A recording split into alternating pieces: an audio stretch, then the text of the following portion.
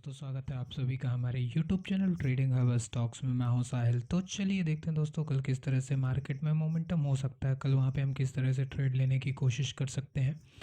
तो बात करेंगे दोस्तों बैंक निफ्टी के बारे में कि वहाँ पे कल किस तरह से मूवमेंट होने की संभावना है। और उससे पहले देख लेते हैं कि आज किस तरह से मूवमेंट हो सकता है। तो जैसा कि कल एक्सपायरी भी है, फिर वीकली एक्सपायरी भी है, जैसा कि यहाँ पे देख सकते हैं। तो बात करें कि वहाँ पे आज किस तरह से बैंक निफ्टी में मोमेंटम दिया हुआ है, तो वो हमने जैसा कि बात की थी कि हम यहाँ पे सेलिंग के लिए या फिर बाइंग के लिए तभी कोशिश कर सकते हैं दोस्तों जब तक यहाँ पे 35,250 का लेवल या फिर 250 का लेवल क्रॉस करने के बाद अपर लेवल पर अगर सस्टेन करता है तो फिर हम बाइंग की कोशिश कर सकते हैं। बट वहाँ पे जैसा कि हमने देखा कि गैप अप तो ओपनिंग हुआ है, बट यहाँ पे 250 के ऊपर यहाँ पे या फिर 35,250 के ऊपर जो है यहाँ पे अपर लेवल पे सस्टेन नहीं किया है। और ओपन होने के बाद जो है वहाँ पे एक शार्प शेलिंग देखने को हमें मिला। और जैसा कि देख रहे हैं कि यहाँ पे एक बहुत ही अच्छा टारगेट हमने बात की थी कि यहाँ पे 35,000 तक या फिर 34,900 तक का मूवमेंट हमें मिल सकता है। और फाइनली यहाँ पे जो हमें मोमेंटम मिला है 34,750 तक हमें यहाँ पे डाउन साइड के लिए मोमेंटम देखने को मिला हुआ है। और जहाँ पे फाइनली क्लोजिंग निकल के आ रही है दोस्तों 34,850 के आसपास। यहाँ पे आज की डेट पे जो क्लोजिंग है 34,820 के आसपास यहाँ पे क्लोजिंग निकल के आ रही है।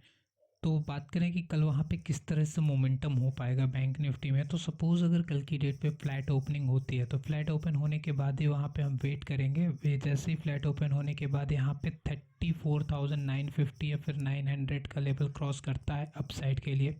ये बात करें 35,000 का लेवल अगर क्रॉस करने के बाद अपसाइड के लिए मोमेंटम देता है तो वहाँ पे 34,950 या 35,000 जैसे ही क्रॉस होगा तो उसके लिए हम बाइंग की पोजीशन जो अपसाइड के लिए बना सकते हैं। और जो टारगेट यहाँ पे हमारा हो सकता है अपसाइड के लिए वो होगा 35,200 तक अपसाइड के लिए टारगेट हो सकता है।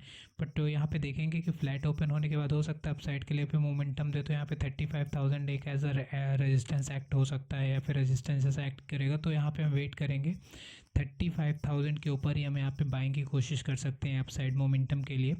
और अगर बात करें फ्लैट ओपन होने के बाद डाउन साइड के लिए अगर मोमेंटम देता है तो जैसे ही आज का लो क्रॉस करता है 34,750 का लो क्रॉस होने के बाद हम वहाँ पे एक सेलिंग की पोजीशन बना सकते हैं। डाउन साइड के लिए जो यहाँ पे हमारा टारगेट होगा दोस्तों वो होगा 34,600 या 650 तक यहाँ पे हमारा डाउन साइड के लिए टारगेट हो सकता है।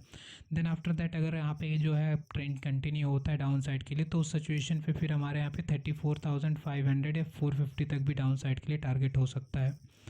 अब बात करते हैं कि कल वहाँ पे जो फ्लैट या फिर काफ़ी ज़्यादा गैप अप या गैप डाउन ओपनिंग हो जाती है तो उस सिचुएशन पे हम किस तरह से ट्रेड ले सकते हैं। तो सपोज़ अगर कल की डेट पे गैप डाउन हो जाए या फिर गैप डाउन ओपनिंग होती है, सपोज 34,600 या फिर 500 के आसपास ओपनिंग होती है, तो सिचुएशन पे हम 15 to 30 मिनट का वेट करेंगे। हो सकता है यहाँ पे जो ओपनिंग डाउन साइड पे हो और वहाँ पे 34,500 के पास एज अ सपोर्ट वहाँ पे काम वर्क कर सकता है या फिर 34,400 के पास सपोर्ट ऐसा वर्क कर सकता है। तो उसके लिए वेट करेंगे वहाँ पे अगर काफ़ी ज़्यादा गैप डाउन ओपनिंग होती है। इन केस अगर सपोज 100 और 150 पॉइंट अगर गैप डाउन ओपनिंग होता है, सपोज 34,600 या 650 के आसपास ओपनिंग होती है, तो सिचुएशन पे अगर डाउन साइड के लिए मोमेंटम देता है तो फिर डेफिनेटली हम वहाँ पे एक सेलिंग की पोजीशन के लिए कोशिश कर सकते हैं। और जो डाउन साइड के लिए टारगेट होगा वो होगा 34,350 तक या फिर 34,400 तक डाउन साइड के लिए यहाँ पे हमारा टारगेट हो सकता है। गैप अप की सिचुएशन पे वेट कर लेंगे क्योंकि जैसा कि यहाँ पे गैप अप अगर ओपनिंग होती है तो गैप अप के लिए हम वेट करेंगे 35,000 के ऊपर अगर गैप अप ओपनिंग होती है।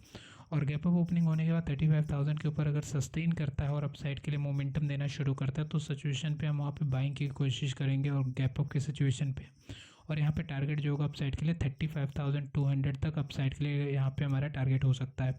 इन केस अगर वहाँ पे अपर लेवल पे सस्टेन नहीं करता है, गैप अप हो सकता है गैप अप ओपनिंग 100 और 200 पॉइंट, बट वहाँ पे गैप अप होने ओपन होने के बाद डाउन साइड के लिए मोमेंटम देता है तो उस सिचुएशन पे यहाँ पे 34,750 या 700 तक डाउन साइड के लिए टारगेट हो सकता है।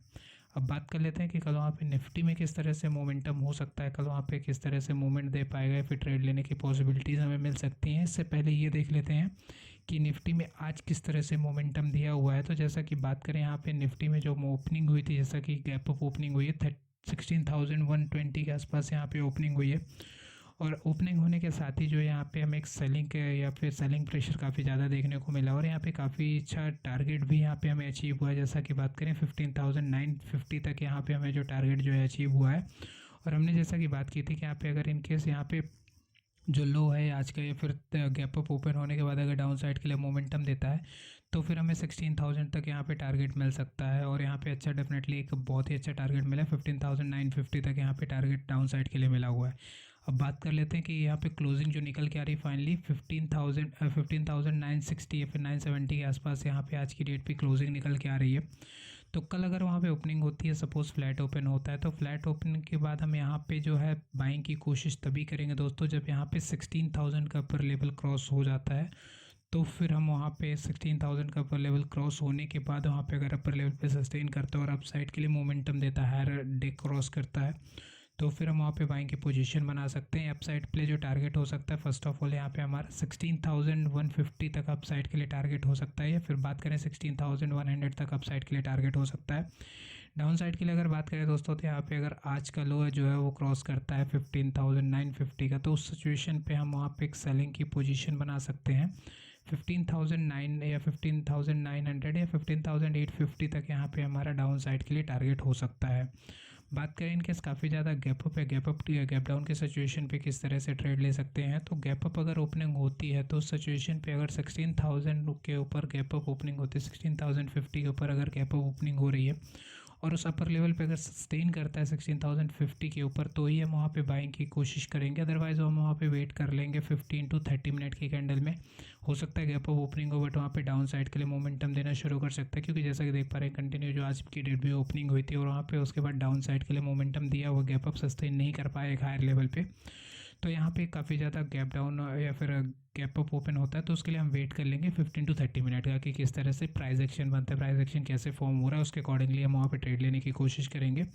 गैप डाउन के सिचुएशन पे बात करें, अगर 50 या 100 पॉइंट के आसपास गैप डाउन ओपनिंग होती है, सपोज 15,900 या फिर 850 के आसपास ओपनिंग होती है, तो उसके लिए डेफिनेटली हम यहाँ पे वेट करेंगे। हो सकता है यहाँ पे गैप डाउन ओपनिंग हो, बट यहाँ पे अपसाइड मोमेंटम देने के बाद सपोज 15,950 या 900 के आसपास एज अ रेजिस्टेंस लेने के बाद अगर डाउन साइड के लिए मोमेंटम देता है, तो फिर हम वहाँ पे डेफिनेटली सेलिंग की पोजीशन बना सकते हैं। डाउन साइड के लिए जो टारगेट हमारा यहाँ पे होगा दोस्तों, अभी वो होगा 15,800 या 850 तक यहाँ पे हमारा डाउन साइड के लिए टारगेट हो सकता है।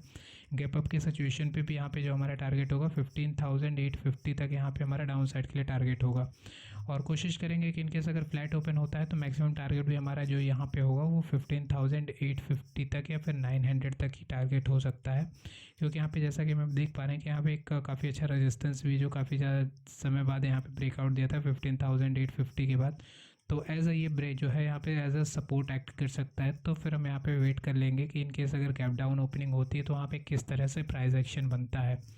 इनकेस अगर प्राइस एक्शन डाउन साइड के लिए कंटिन्यू होता है तो फिर हम वहाँ पे उसके अकॉर्डिंगली सेलिंग की पोजीशन बना सकते हैं। बट यहाँ पे भी हमारा जो डेली बेसिस या फिर डे बेसिस पे हो सकता है टारगेट यहाँ पे 15,850 तक ही होगा डाउन साइड के लिए।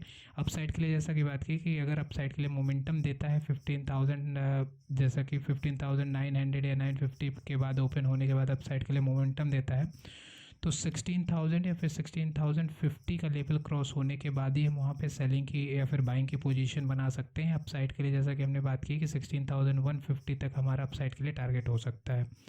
तो वेट करेंगे दोस्तों, देखिए कल किस तरह से ओपनिंग होती है, देन उसके बाद हम वहाँ पे ट्रेड लेने की कोशिश करेंगे। तो आप सभी का हमारा यूट्यूब चैनल देखने के लिए धन्यवाद, और लाइक और सब्सक्राइब करें ताकि आपको आने वाले एनालिसिस के वीडियोज़ डेली बेसिस पे आपको मिलते रहें।